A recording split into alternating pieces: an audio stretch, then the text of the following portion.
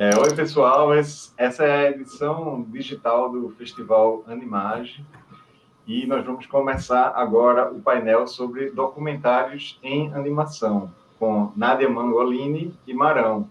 São dois animadores. Oi, Nádia. Oi, Marão. Tudo bem? Olá. Ambos estão na programação do Animage com curtas, as mostras de curtas.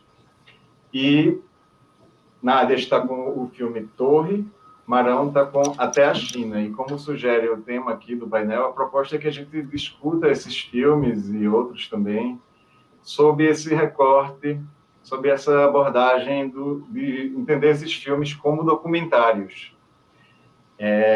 A gente tem percebido no próprio Animage, em outros festivais a cada ano, um aumento do número de filmes, curtas principalmente, longas também, que podem realmente ser classificados como documentários. E isso não é uma coisa nova. Talvez o exemplo mais forte dos últimos 20 anos assim, seja aquele filme Valsa com Bashir, de Arif Coleman, um documentário de animação mesmo, de 2008, que trouxe muito, popularizou muito essa ideia, essa possibilidade de existir um documentário em animação. Mas essa é uma discussão maior sobre hibridismo entre linguagens, uma coisa até que transcende o cinema, porque nas artes, em geral, a gente tem visto cada vez mais uma diluição entre as fronteiras entre as artes. Você vai numa Bienal de Arte Contemporânea, tem um monte de filme, tem um espetáculo de dança. Você vai num festival de cinema e vê filmes que passaram em bienais, em museus, essa fronteira entre videoarte, documentário, arte, dança. Está tudo muito diluído no bom sentido, porque é um sinal de que está diminuindo aquela ideia de classificar as artes, criar gêneros, separar as coisas, né? É um entendimento de que o que importa é a expressão mesmo. Eu estava observando aqui na programação do Animage, nessa edição digital do Animage, a gente tem pelo menos uns 8 curtas que podem ser considerados documentário. Além de Até a China em Torre, temos também o Le Concret, Riot, Taylor, Guaxuma, Lugar em Parte Nenhuma, Trump Dreams e Diamanters. Cada um trabalha com essa ideia de documentário de uma maneira completamente diferente, alguns com mais semelhanças, outros com mais diferenças. Por exemplo, o Trump Dreams é um filme que a diretora tentou traduzir em forma de animação a descrição de sonhos que as pessoas tiveram com o ex-presidente Trump. Ela reuniu depoimentos, gravou depoimentos de pessoas reais que sonharam com Trump, tiveram pesadelos, né? E transformou isso em animação. Então, é como se fosse um documentário de uma coisa muito do subconsciente, sabe? O sonho, como é que você vai representar o sonho? É uma coisa que só a animação mesmo você é capaz de fazer. Um documentário convencional feito com câmeras de vídeo, filmagens, live action, dificilmente alcançaria esse campo do subconsciente, do sonho, como ela conseguiu fazer nesse filme, né? Outros filmes como Guaxuma e o próprio Até a China são filmes que representam vivências, experiências reais, vividas pelos próprios realizadores, a partir da voz deles mesmo. Guaxuma, ela relembra a infância e usa animação e fotos também de infância, fotos de família, para reconstituir aquele acontecimento real, narrado a partir da voz dela, que é um registro real também. Assim como no Até a China, Marão viajou para a China e, no lugar de levar uma câmera e filmar tudo e fazer um filme que seria convencionalmente entendido como um documentário, ele desenhou tudo que viu e fez um filme. A diferença, então, está mais na técnica mesmo do que na linguagem. No lugar de usar uma câmera e filmar, ele desenhou as experiências e animou tudo isso. Então, mais ou menos sobre essas coisas que a gente vai conversar aqui. O Torre, de Nádia, é um dos curtas-metragens mais premiados do Brasil nos últimos anos, e ele circulou muito em festivais, não só de animação, como festivais de cinema em geral. Por exemplo, foi premiado no Festival de Gramado, foi premiado no Festival de Brasília. Já é raro o mesmo filme ser selecionado para esses dois festivais. Ser selecionado e ainda mais ser premiado, e ainda mais sendo uma animação e ganhando o prêmio de melhor filme da crítica, melhor filme do júri popular, concorrendo com ficção, com todos os outros. Então, é uma grande reconhecimento da qualidade da animação brasileira e também dessa possibilidade desse hibridismo entre linguagens também. Eu vi que o filme ganhou mais de 15 prêmios, talvez mais de 20 ou 30. Participou do FII de Marseille, que é um dos principais festivais de documentário do mundo, e ele é uma animação, participou desse festival de documentário.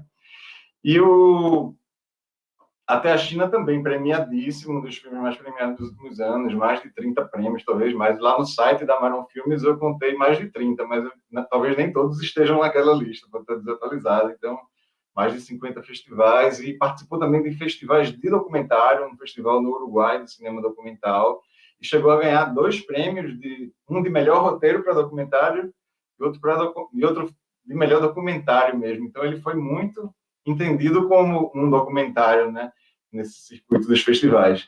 Então, vamos começar a ouvir vocês agora. Eu acho que cada um pode falar o que quiser sobre esses filmes especificamente, e depois eu complemento com algumas perguntas, faço umas provocações para a gente falar mais um pouco. Nádia, pode começar. Fala, Marão, comece.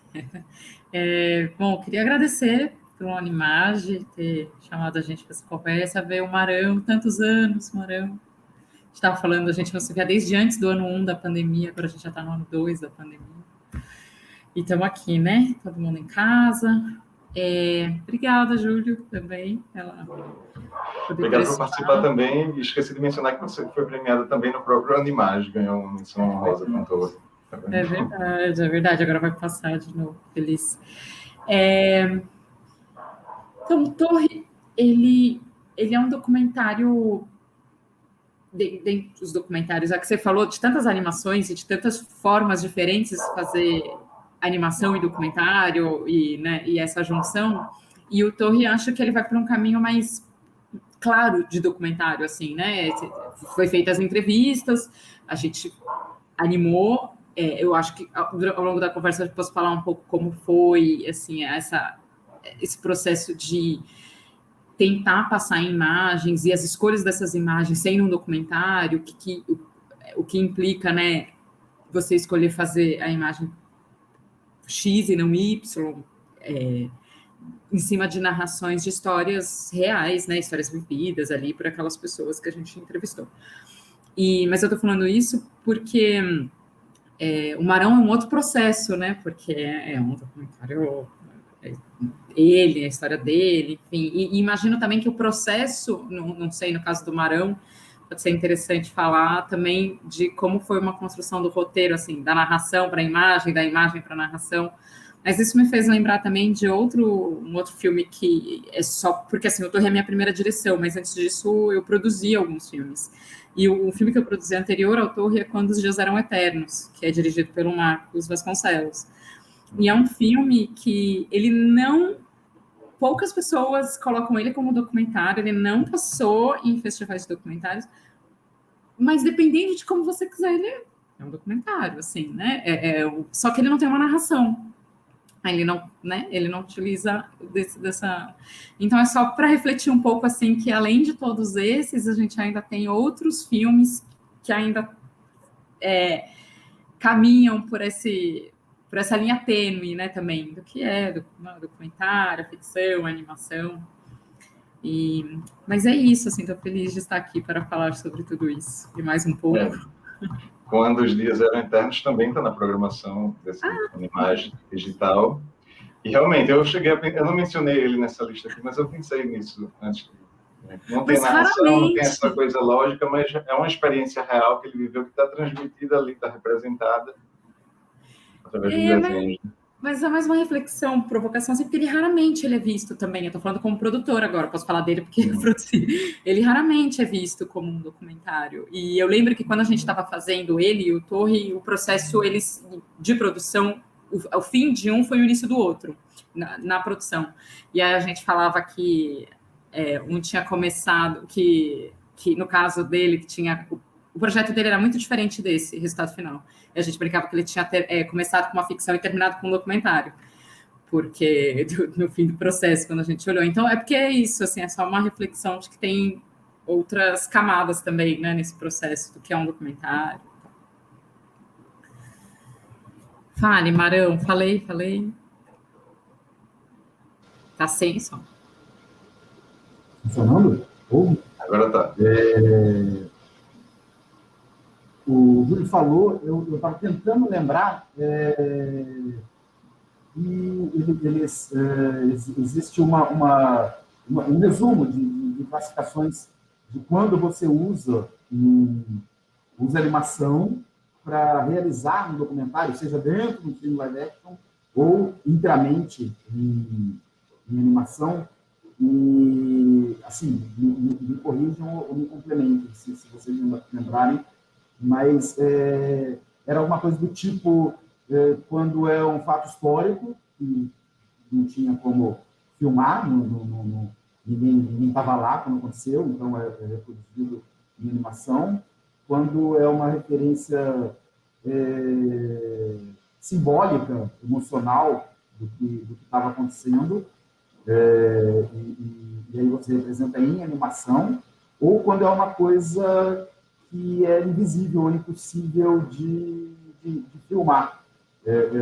Sei lá, seja dentro do sol, ou dentro de uma célula, ou alguma coisa assim. Eu viajei para a China com um festival, com um curta. E enquanto eu estava lá, quando eu conseguia acessar o e-mail, né, porque era bloqueado, mas quando eu conseguia entrar pelo Terra, por exemplo, que acho que não está na lista, né, dos sites chineses, e eu escrevia para as pessoas, mas escrevia o que tinha acontecido naquele dia de uma maneira muito naif, assim, muito ingênua e imediatista. E quando eu voltei para o Brasil, e fiz alguns desenhos, ilustrações, que é normal, né, de quem faz animação, que busca, né, desenhar quando está viajando. E quando eu voltei para o Brasil, tinha esse edital que está extinto, como todos estão extintos, do governo do Estado do Rio de Janeiro, e eu não tinha um roteiro pronto, e eu tinha esses e-mails de um amigo que sugeriu mandar, mentindo que é um roteiro. Eu tirei os trechos que falavam do festival, e aí eu optei por não alterar nada, mesmo as bobagens, as coisas erradas que eu escrevi, eu resolvi manter.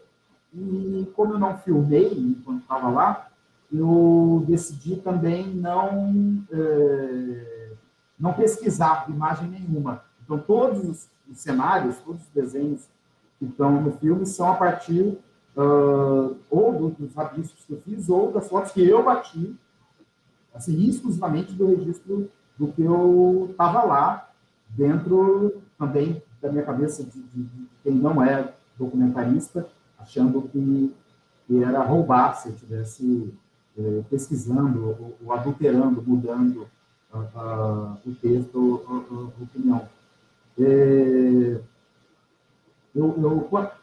A gente não tem lip sync, não tem sincronismo labial no filme, mas eu precisava gravar a narração para saber, faz muita diferença animar para animar, se a cena tiver 8 segundos, ou 12, ou 16.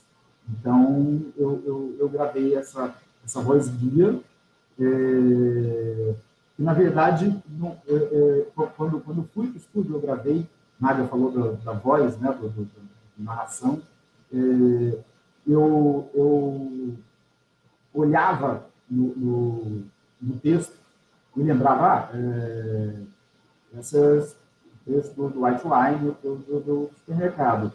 E tinha um amigo que estava no estúdio de gravação, aí eu olhava para eles e contava a história.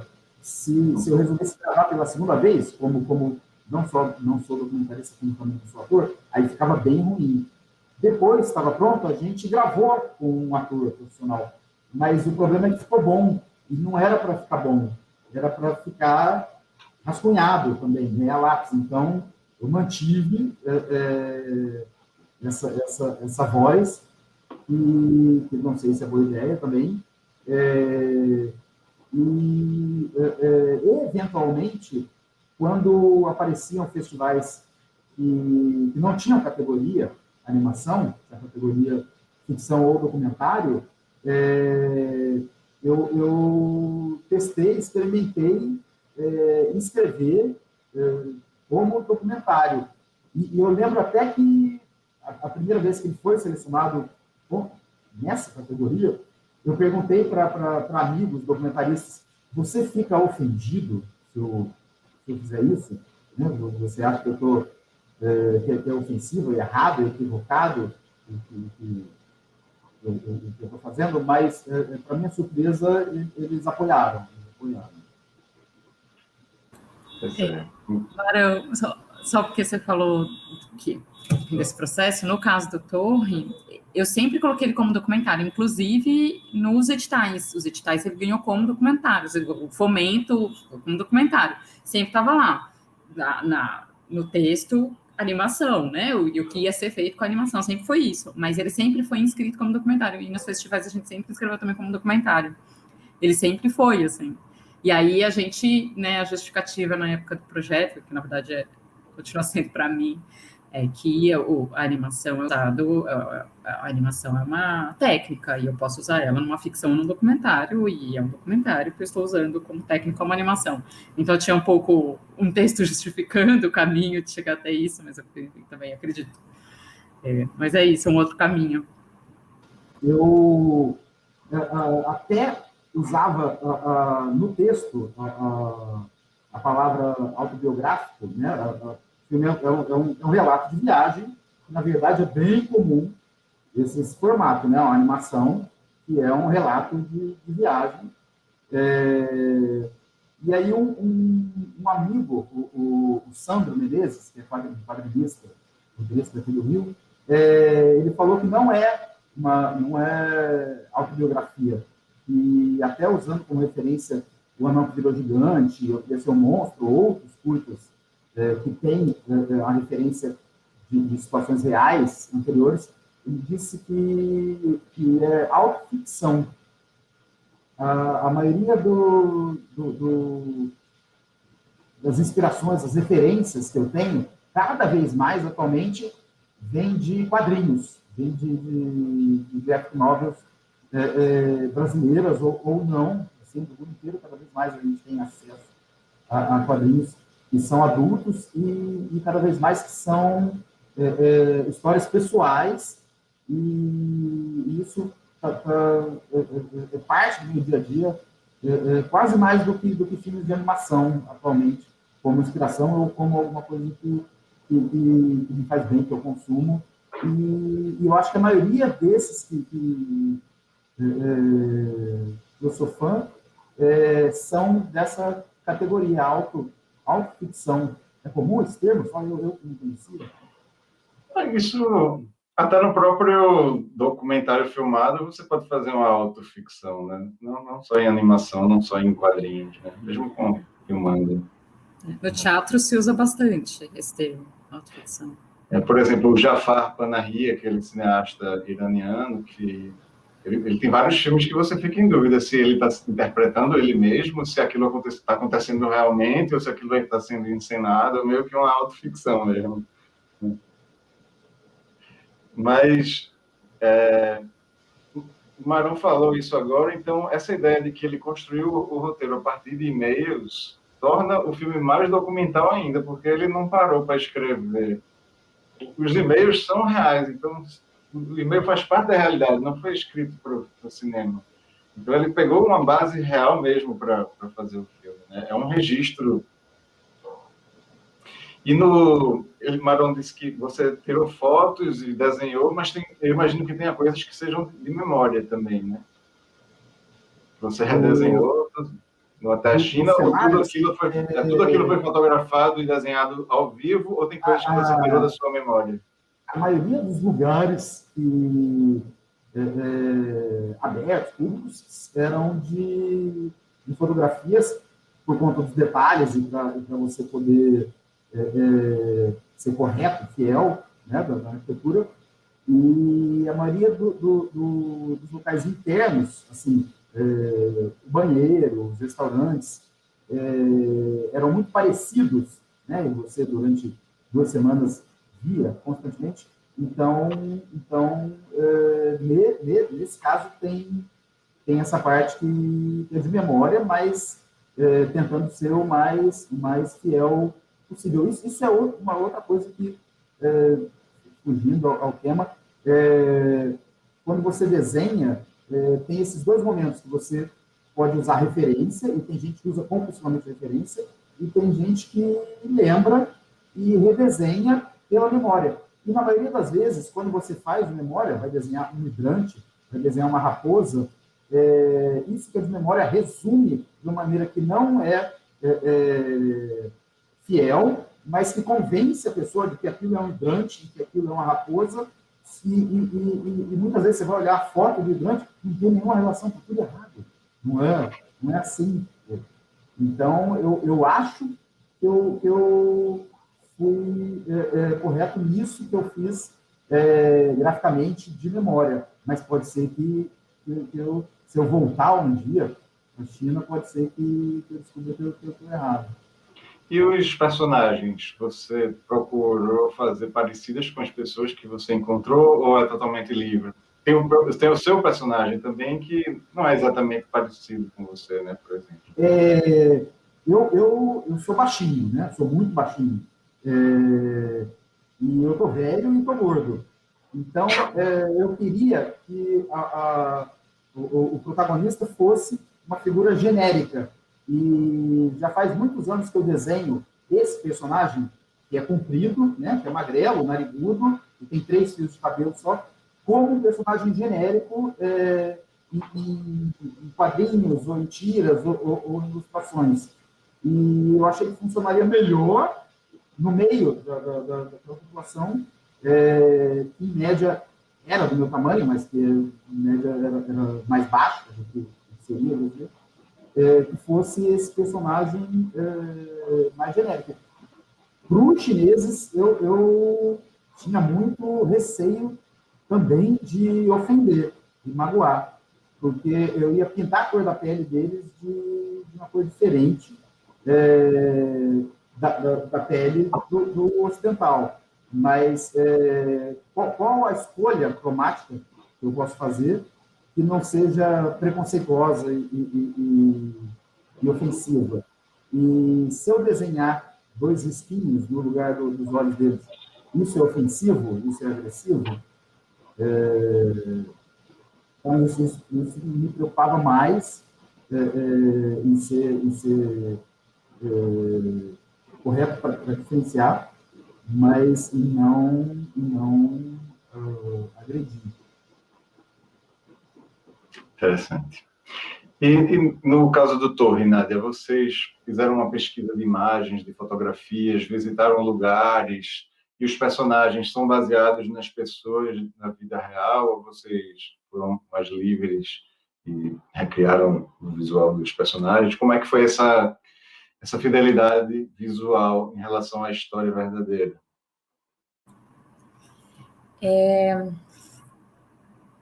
Bom, o Torre a gente tem alguns processos para chegar nessas imagens. A gente tinha um livro chamado Infância Roubada, que foi um livro produzido pela Comissão Estadual da Verdade, que estava investigando os crimes, né, da ditadura. Aqui tinha a Comissão Nacional e tinha a Comissão Estadual. A Comissão Estadual tinha feito esse livro chamado Infância Roubada, que reúne relatos de diversas pessoas que na infância tinham tido contato ou com cárcere, ou os pais presos, ou desaparecidos políticos. É um livro bem impactante, com relatos, né, colhidos durante essas audiências da comissão. E esse livro tem muitas fotos. Eles reuniram muitas fotos. Então, cada dupla é uma família, um relato com muitas fotos. Então, a gente tinha as fotos da infância dessa família nesse livro. Então, a gente já tinha, antes de entrevistar eles, a gente já tinha uma imagem deles né, da infância, assim, de como eles eram crianças. Fora isso, a gente tinha o presídio Tiradentes, né? Onde a Hilda ficou presa. E no presídio, a gente, hoje em dia, ele foi demolido, ele foi implodido.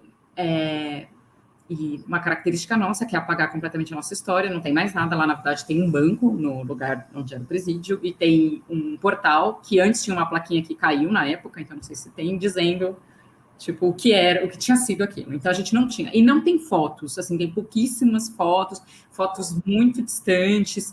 Então, essa história da torre, por exemplo, que é a torre que a Dilma esteve, que muitas presas políticas tiveram, você não tem esses registros de como era dentro, não tem. Então, isso a gente procurou e não existia.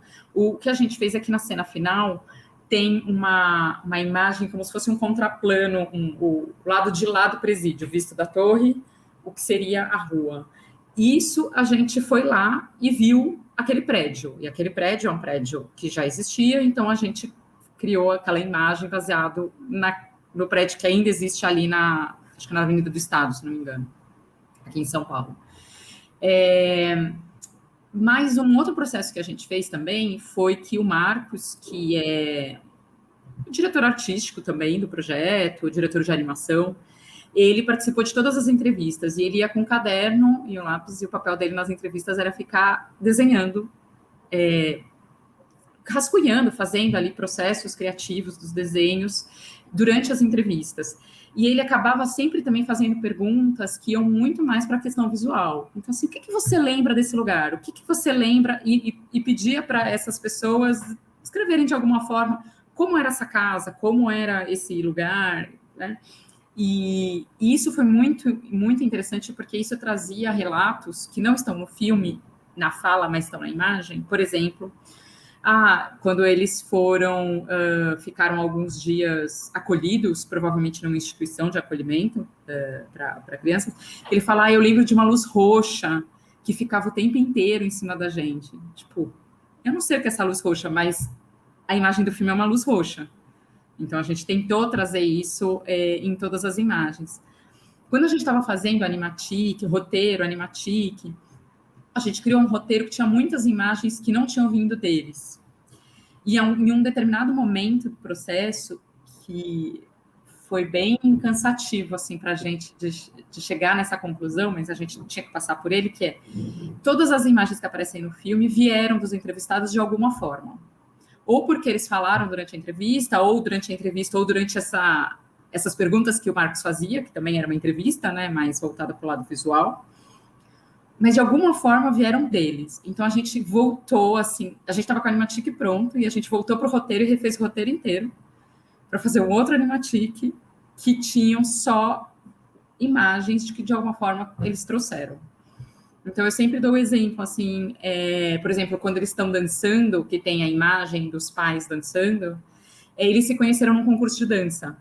Isso é uma história que eles contaram pra gente, que não tá no filme, eles não falam, a gente se conheceu no concurso de dança, mas é assim que a gente representa o casal, dançando. Ou, por exemplo, quando tem um zumbido de um tiro numa gruta, ele não tá também na fala, mas é um relato que acho que foi o Vladimir, que falou que lembrava de ter participado desse treinamento militar, e que a coisa que ele mais lembrava era desse zumbido de um tiro da gruta. Então, isso está lá também, de alguma forma, no filme. Então, assim, tentando resumir um processo que foi de 2 anos, porque a gente, entre roteiro e animativo, foram 2 anos, a gente conseguiu fechar as imagens tentando ser o mais próximo possível de uma construção de imagens de relatos que eles nos trouxeram. Só que tem muita coisa também do subconsciente ali também, né? Que aí vocês se basearam em depoimentos também, e também imagino que tiveram liberdade também para interpretar, né? Olha, por exemplo, na primeira cena, a Isabel, ela caminha próximo de uma piscina vazia. Ela contou pra gente que no hotel que eles ficaram em Cuba durante, acho que 2, 3 anos, ficaram alguns anos nesse hotel, que hospedava diversas famílias, a piscina estava sempre quebrada, então ela estava sempre vazia. Isso não está na fala, isso está num registro que a gente não pôs no filme na fala. Então, assim, de verdade, eu não lembro, tirando a última cena, o último pedaço, que é do Vladimir, do rosto dele, né, que a gente vai construindo com tintas o rosto dele, de imagens que não tenham vindo de alguma forma deles, assim. Mesmo em cenas que parecem muito de sonhos ou líricas, por exemplo, da mãe regando as plantas, o Virgílio, pai, ele adorava orquídeas, ele cultivava orquídeas e tal. Então, claro, na animação, a gente tem uma liberdade também, né, poética. E isso estava desde o projeto, assim, que era, a gente falava poesias animadas, sei lá, acho que tinha um termo, assim, ou poéticas, visuais, te dá essa liberdade, mas a gente tentou sempre trazer os elementos que eles colocaram em algum momento da entrevista, em algum relato, ou nesse relato que tinha nesse livro também, que é um relato também deles, tem lá, né, um relato deles, mas de alguma forma que vinham deles, assim. A piscina... Desculpa, só por isso foi um... Desculpa, pode falar. Não, é só porque por isso foi um processo longo também, porque a gente o tempo inteiro se pegava nessa armadilha disso que a gente tinha construído. A gente tinha construído um caminho, a gente tinha que seguir esse caminho. E num filme de 18 minutos, às vezes você quer, não, gente, vamos fazer essa outra cena e tal. Não vamos, porque eles não falaram, eles não trouxeram, então volta. Então também é trabalhoso nesse sentido. No caso da piscina, por exemplo, ela faz parte daquele cenário real, mas em algum momento vocês também usam a piscina como uma coisa de sonho, porque as crianças acabam entrando ali dentro da piscina e viram passa para esse nível mais, vamos dizer assim, do subconsciente mesmo, como eu estou dizendo. Sim. Eu acho que eu quero dizer mais assim dos elementos que aparecem em cena. Então, sei lá, o peão, ele conta pra gente que enterrou vários brinquedos, entre eles um peão. Então, a gente usa esse peão. Claro, a gente usa esse elemento peão em outras cenas, de outras formas. Aparece, por exemplo, dentro da piscina. Quer dizer, a gente... Né, é um outro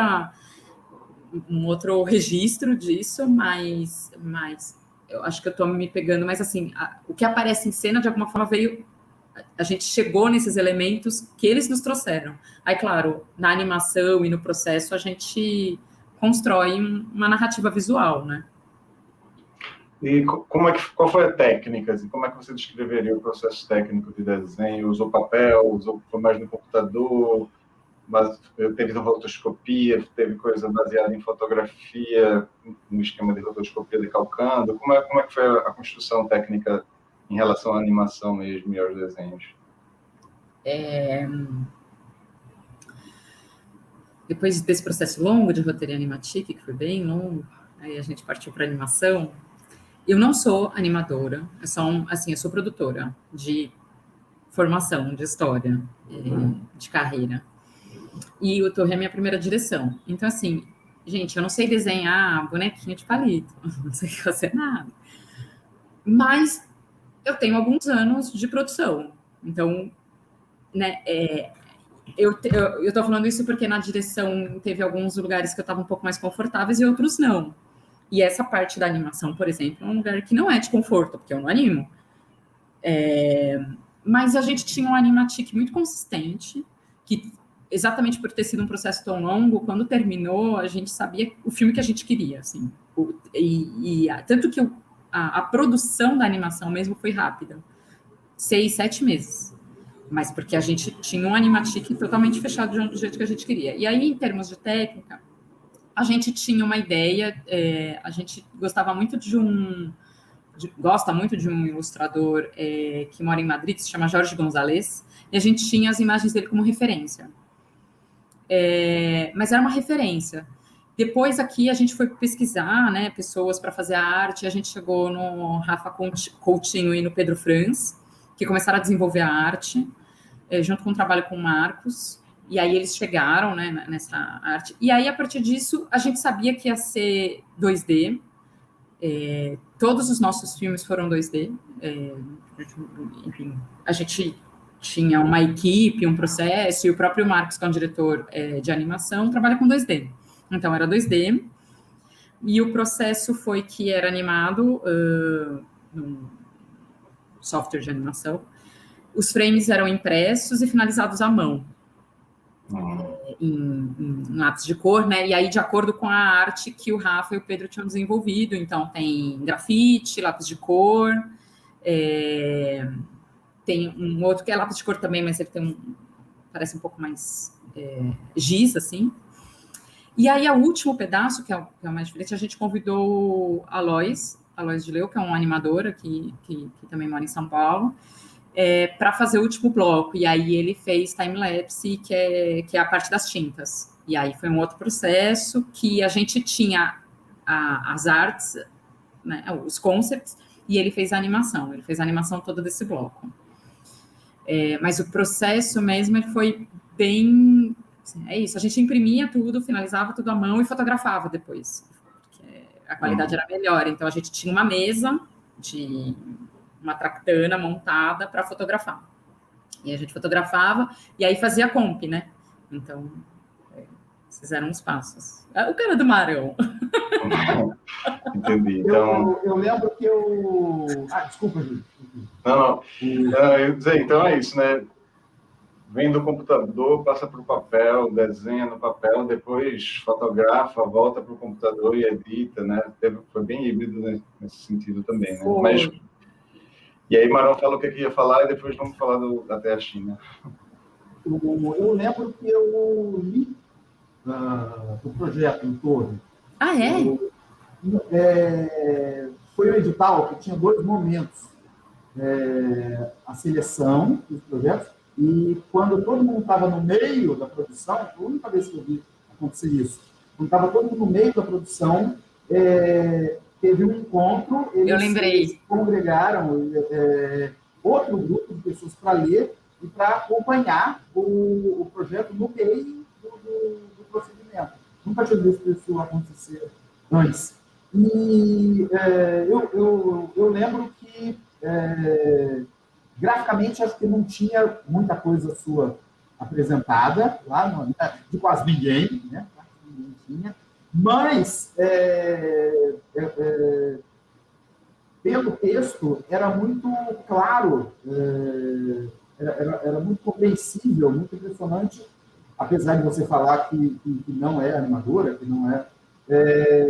o aspecto visual do filme inteiro. E a minha impressão, na época, era até de um tratamento muito mais experimental,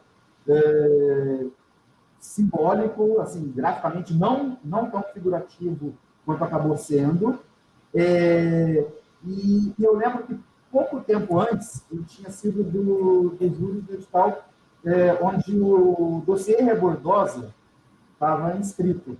E talvez possa ser considerado quase um documentário animado também, são depoimentos, né, animados. E eu lembro que na época que eu li,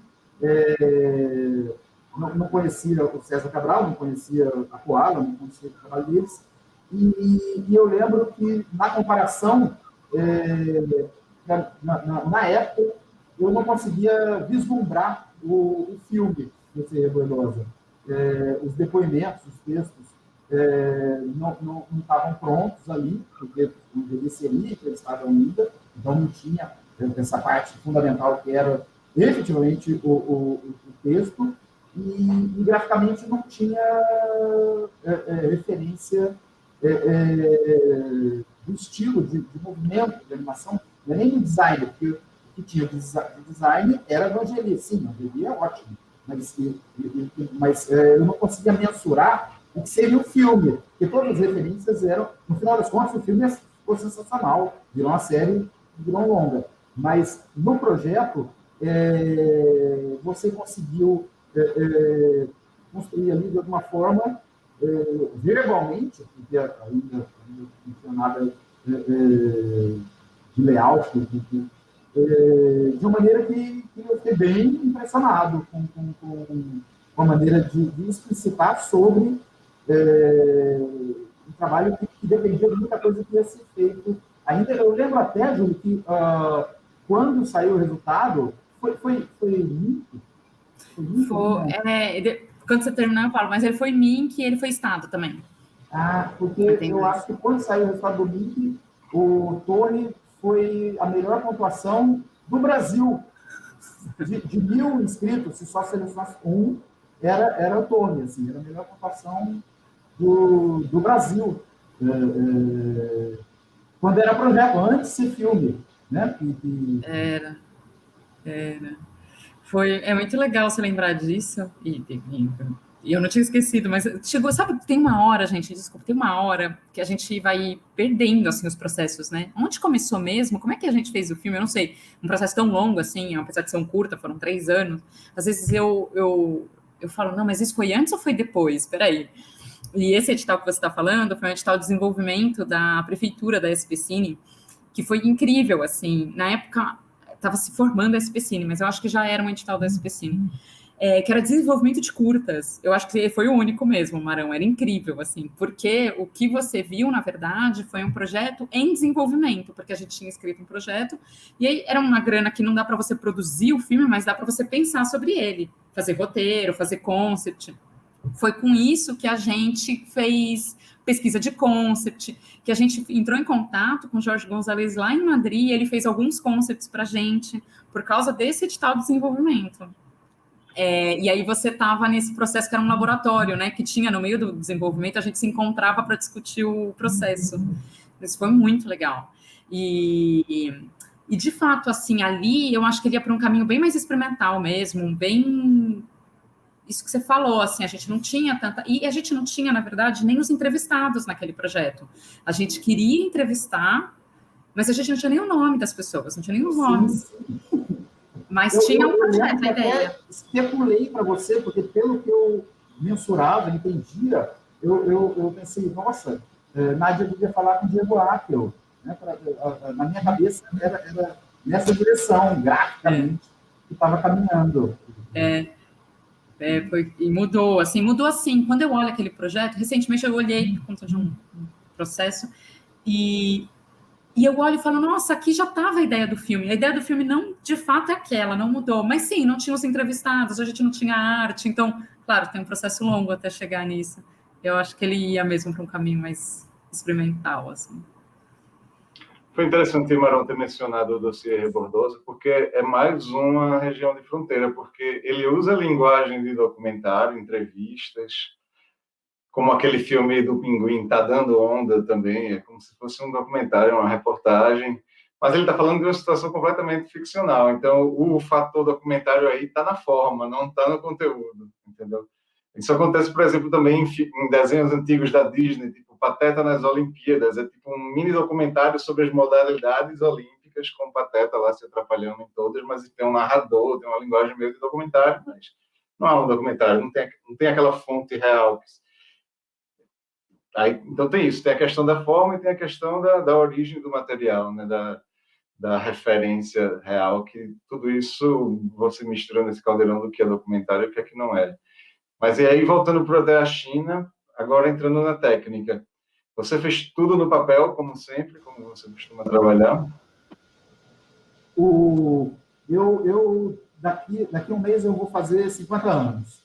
Então, a maior parte da minha vida profissional foi na mudança de técnica. Quando eu me formei na faculdade, como projeto de graduação, fiz um filme que era acetato, era truca, 35mm, com laboratório, moviola, e à medida que o tempo foi passando, cada vez parecia mais impossível fazer de maneira tradicional. Teve uma época, lá pelo meio dos anos 2000, que as pessoas me falavam, se você não aprender computação gráfica, você vai sair do mercado, você não vai ter mais trabalho. Então, hoje em dia, o que é mais largamente usado é o 2D vetorial, né? Seja com biblioteca de pecinhas ou desenhando no computador. E eu não sei quantas vezes mais, ainda mais no Brasil, do desgoverno avesso à cultura, quantas vezes mais eu vou poder fazer um trabalho que é pessoal, que é autoral, e na verdade, até contra a maior parte das pessoas da minha equipe, e a Letícia, a produtora do filme, ela preferiria se eu desenhasse direto na CITIC, na tablet. Né? Mas cada vez que tem um trabalho que é seu pessoal, e parece que vai ficando mais distante a oportunidade de fazer isso, eu tento fazer da forma que mais me dá prazer, que mais me agrada, me apetece. Eu desenho no papel os 15 minutos da Até a China, não tem muitas cenas de ação, né? São diferentes do longa que a gente está fazendo agora. Mas mesmo assim tem mais ou menos uns 8.000 desenhos. Esses 8.000 desenhos eu fiz no papel. A parte que também que eu mais gosto, que mais me divirto fazendo, é animar. O roteiro, apesar de ser um roteiro que eram esses e-mails, que já está pronto, eu nunca tenho um roteiro pronto antes de começar o filme. Tinha esse texto, mas o que ia representar, o que ia acontecer, tentando animar coisas acontecendo que não fossem exatamente a redundância do que estava sendo falado na narração, ia sendo inventado à medida que eu ia fazendo. Então, é como se, na hora de animar, você estivesse escrevendo também. Em todos os filmes eu fiz isso. Assim, acho que eu nunca fiz um curta que já tivesse o final pronto. Assim, você leva 2 anos escrevendo, quando existia edital, os editais. Depois leva mais 1 ano para sair resultado, e outro ano para sair dinheiro, e mais outro ano para você fazer o filme. Se nesses 5, 6, se der tudo certo, né? Se nesses 5, 6 anos, de tudo que você leu, assistiu, das pessoas que você conheceu, se você não muda de opinião, é uma mediocridade muito grande como realizador, né? Se você faz o mesmo roteiro que você preparou, escreveu 6 anos atrás, é quase como se você estivesse fazendo um trabalho de encomenda, mas para o seu eu do passado, né? Que ainda por cima tem menos experiência do que você. Então, eu passo a maior parte do dia sentado na mesa de luz com papel e lápis, assim, que eu gosto muito mais do que ficar na frente do computador. Foi todo desenhado a lápis. Aí tem alguém que escaneia e outra pessoa que pinta, que também é um argumento que eu acho bizonho quando as pessoas falam para eu desenhar no computador, que é muito mais rápido, porque não leva tanto tempo escaneando, mas eu estou distribuindo renda, eu estou contratando pessoas que estão fazendo isso. Né? E até proporcionalmente não faz nenhum sentido economizar na pessoa que vai escanear os desenhos. A pintura e a montagem são digitais também, né? Baldinha, Photoshop e After Effects. E o que a gente fez no Pintura da China é que o brasileiro, né, o protagonista, ele vai para lá e o filme começa em preto e branco. Eu sempre preferi os filmes em preto e branco. Metade dos curtas que eu fiz na vida eram quase inteiramente em preto e branco.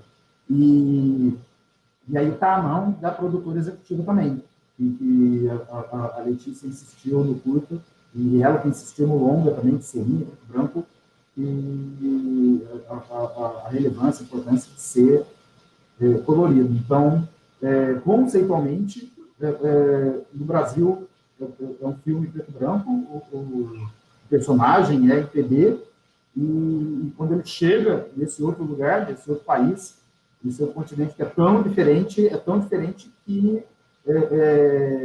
lá existem essas coisas, as pessoas são coloridas, o cenário é colorido, mas ele é em preto e branco. Isso desculpa, uma justificativa conceitual, formal, mas a justificativa técnica, já que você está perguntando da técnica também, é que o cenário pinta uma vez, mas o personagem vai ser pintado 8.000 vezes. Então, demora muito mais para você pintar os personagens do que os cenários.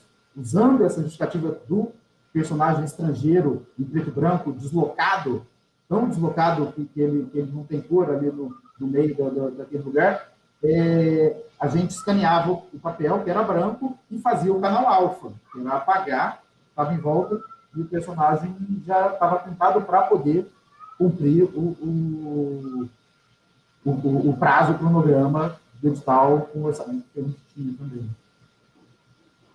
Pois é, nesse caso aí, o que você economizaria seria o papel, né? Se fosse sentir que não ia precisar comprar tantas folhas de papel.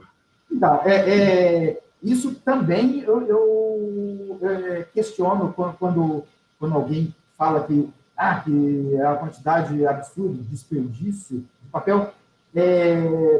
Desperdício de papel é o que eles imprimem lá no banco. Assim, o que imprime numa agência bancária é mais do que eu uso o ano inteiro. E o papel não é para imprimir dados, o papel é para desenhar, o papel é feito para desenhar. Essa é a função certa do papel. Pois é, com certeza não é desperdício, até porque cada folha que você desenha ali é um desenho original de um artista. Ali não é de jeito nenhum. Você está até agregando valor àquele papel ali. Quando eu desenho uma bolinha só, uma bolinha pulando, tal, eu tenho que assim só, aí eu reaproveito. Esses eu reaproveito. Eu desenho, eu viro o papel e faço outra cena atrás. Né? Assim, eu não tenho... Aí é o meu limite do que eu acho desperdício. É só um olhinho piscando, aí eu uso para outra coisa. Certo. Nada quer fazer mais alguma consideração? Falar mais alguma coisa? Não, Passou pela cabeça? Que o Marão falou, né, desse processo de fazer um filme autoral e que talvez isso não aconteça mais, ou sei lá, ou né, as perspectivas são muito ruins. Não, é só esse momento muito ruim mesmo de desmonte completo. O Torre foi feito, que você perguntou dos editais, foi feito com o edital do Mink, que nunca mais saiu, foi o último isso foi 2000 e...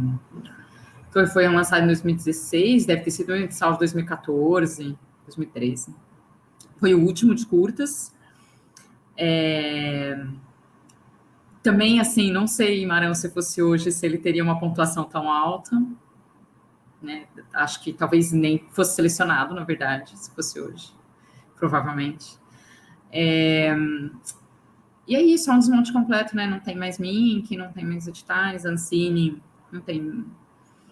Está paralisada, então é muito bom estar aqui falando com o Marão sobre filmes e sobre esses processos, mas, por outro lado, é um momento muito triste, assim, de não saber o que vai acontecer, ainda mais, o Marão tem uma carreira de autor e eu tenho uma outra, né, o Torre foi minha primeira direção, mas o Marcos, que é meu sócio e eu produzo e tal, é uma carreira de autor também, é uma construção né, são mais de 10 anos de caminhada e, enfim, não sei, vamos ver o que vai ser, só porque é um momento bem complicado. Pois eu não sei se eu fico mais preocupado com quem é mais velho que a gente ou com quem acabou de se formar na faculdade. Assim, faz quase 2 décadas que a gente está batalhando como nunca pela animação brasileira e tudo mudou de uma maneira sem comparação com o restante do audiovisual brasileiro. Assim, tem série em TV, tinha editais... Os resultados são muito expressivos. Cursos de superior, faculdade, pessoa prestando vestibular. Assim, eu fui curador nesse último mês de algumas mostras, festivais que ou conseguiram pelo Blanc ou que conseguiram de alguma forma existir, né? não acabar, Nossa, Anima Mundi, durou 27 anos, faz 2 anos que não tem. E vendo os filmes, é uma surpresa ao mesmo tempo que de esperança com desgosto, porque tem uma divisão dos filmes inscritos que estão nesses festivais que, pela regra do Aldir Blanc, acho que tem que acontecer até final de março. Então, tem um monte de festivais que vão acontecer, vários de animação, exclusivos de animação do Brasil. E tem uma combinação dos filmes que foram os últimos, que ganharam os últimos editais e conseguiram pagar todo mundo da equipe, ou abdicar de trabalhos comerciais para se dedicar a esse trabalho pessoal, incluindo o BNDES, quando a gente conversou com também trupe extinta do cinema do BNDES, para fazer o primeiro edital que era para curtas de animação, e algumas pessoas falam, não, mas o BNDES não faz isso, não. Eles entenderam a importância do curta, e eles estão bancando e tal, e eu acho que foi o melhor valor que a gente teve até então, que eram 200 mil para cada curta de animação, com 1 ano e meio para fazer. Eles era um momento que, antes do anticristo ser eleito, que estavam ouvindo as pessoas da classe. As pessoas não precisavam mais ir embora do Brasil para poder continuar fazendo animação.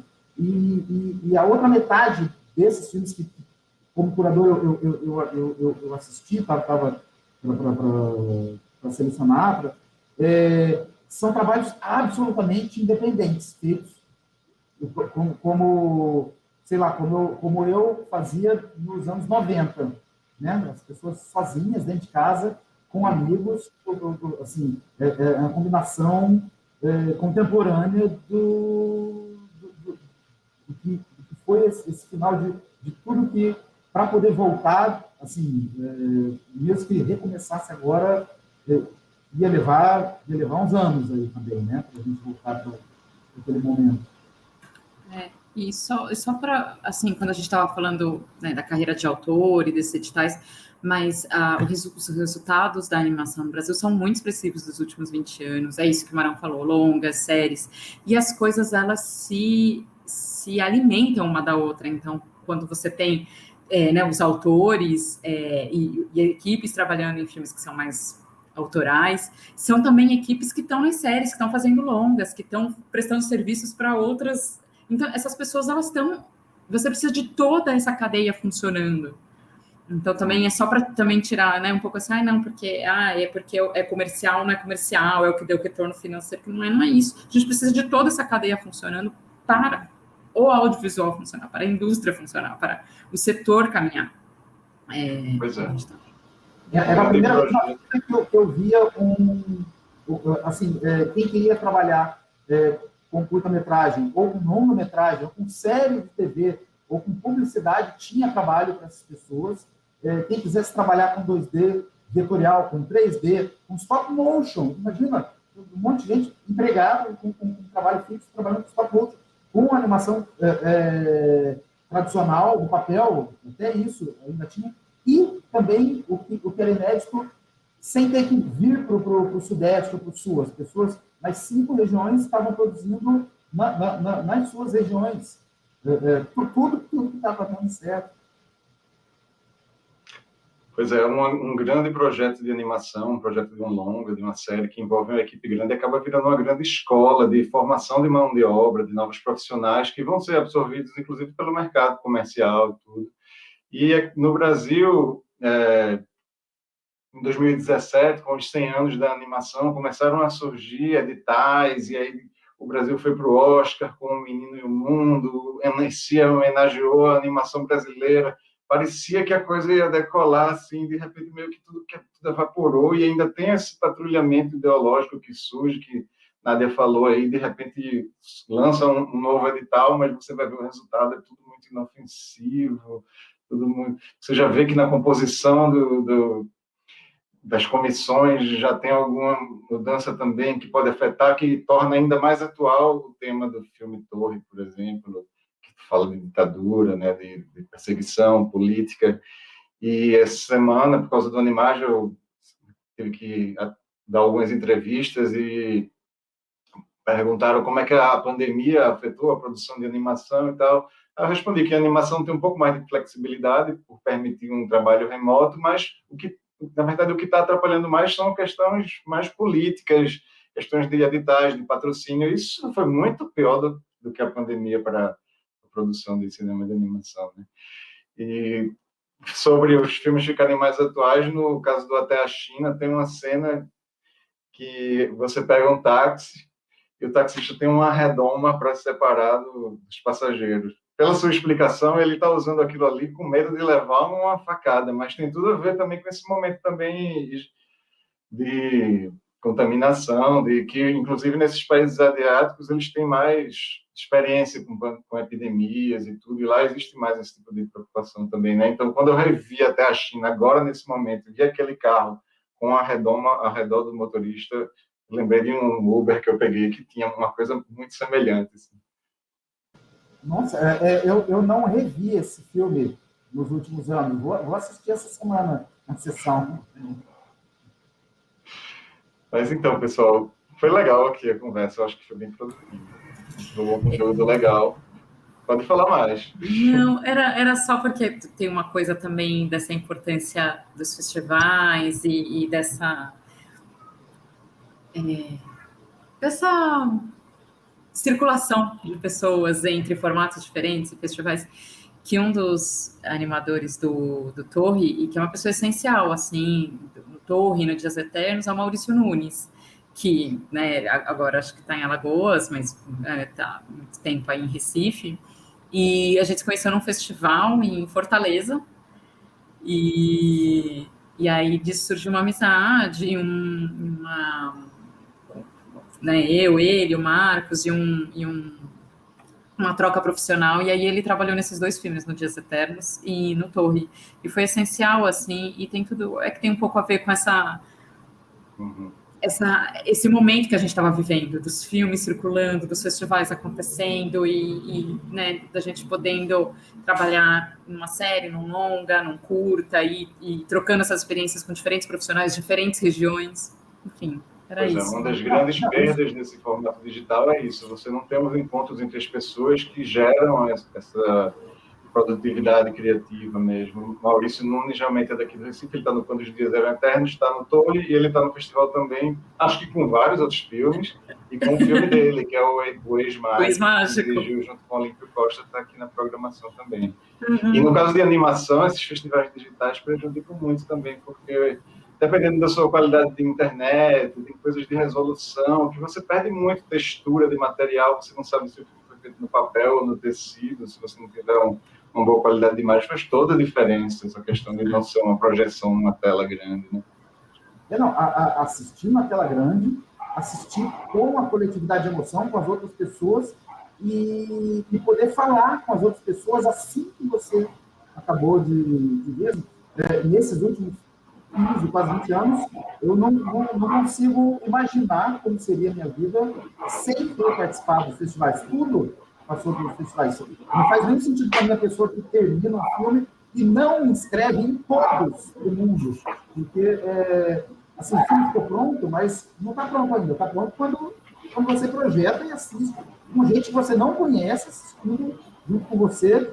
E a vida inteira minha, profissional, afetiva, está vinculada às pessoas que eu conheci nos festivais, porque mesmo assistindo agora em casa, no horário que eu quiser, e online, e as pessoas de outras cidades podendo ver também, você não vai, como o Maurício, não vai trabalhar com um cara só pela qualidade do que você viu do trabalho dele. Então, mais importante que isso é você ter saído para tomar uma cerveja e conversado com o Maurício Nunes lá, entendido quem ele é, né, para você trabalhar junto. Ainda mais a animação, que para você fazer 10 minutos leva um ano, né? Você vai passar muito tempo com aquela pessoa. A escolha de com quem você vai trabalhar, é muito mais importante com essa coisa pessoal e que funciona, ou funcionava, né, até um ano atrás, principalmente nos festivais de animação, que a gente tinha acabado de entrar na faculdade, junto com alguém que está há 40 anos na área, e todo mundo na mesma mesa, sentado na mesma mesa, todo mundo junto.